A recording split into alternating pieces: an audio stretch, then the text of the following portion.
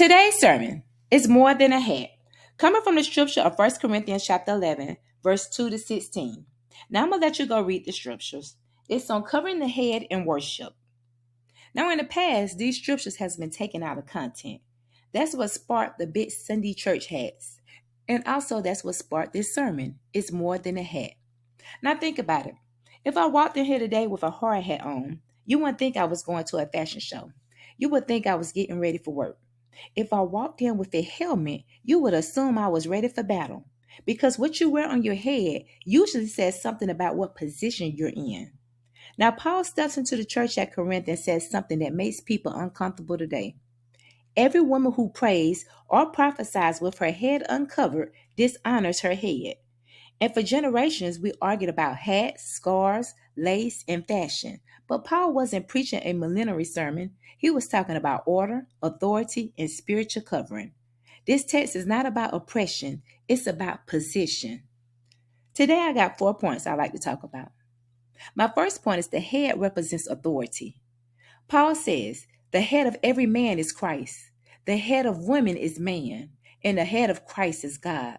Notice, Paul doesn't say value. He says head. Jesus is equal with God, but still he submits to the Father. Submission does not mean inferiority. It means alignment. A woman covering her head wasn't about hiding her beauty. It was visible declaration.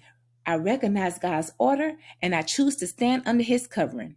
The covering wasn't saying I am less than. It was saying I am protected. The second point, the hat was a symbol. The heart was the message. In Corinth, an uncovered head communicated rebellion, independence, or disrespect for spiritual order. Paul wasn't saying, put something on your head so God will hear you. He was saying, don't step into spiritual authority while rejecting spiritual order. You can wear the biggest church hat in the building and still have an uncovered spirit because God isn't checking your head. He's checking your posture. You can cover your head and still reject correction, still resist leadership, operate in pride, and refuse accountability. And heaven says that's uncovered.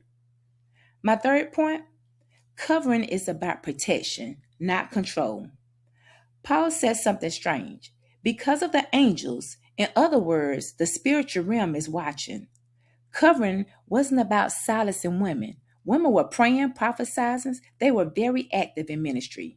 The covering said, I understand spiritual warfare is real and I choose to operate under God's protection.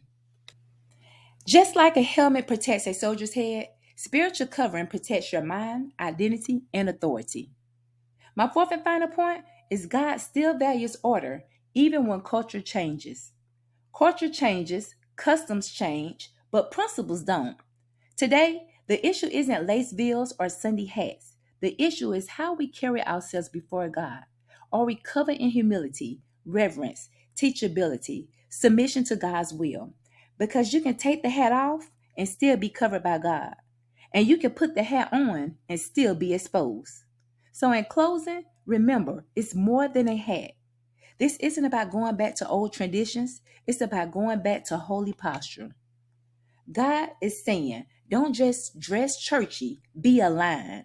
Don't just look covered, stay connected. Don't just wear submission, walk in it. Because a real covering doesn't sit on your head, it rests on your heart. Today, the question isn't, do you wear a hat to church? The question is, are you standing under God's authority or your own? Because when you're covered, when you're properly covered, you're not limited, you're protected. Until the next sermon, blessings, fam.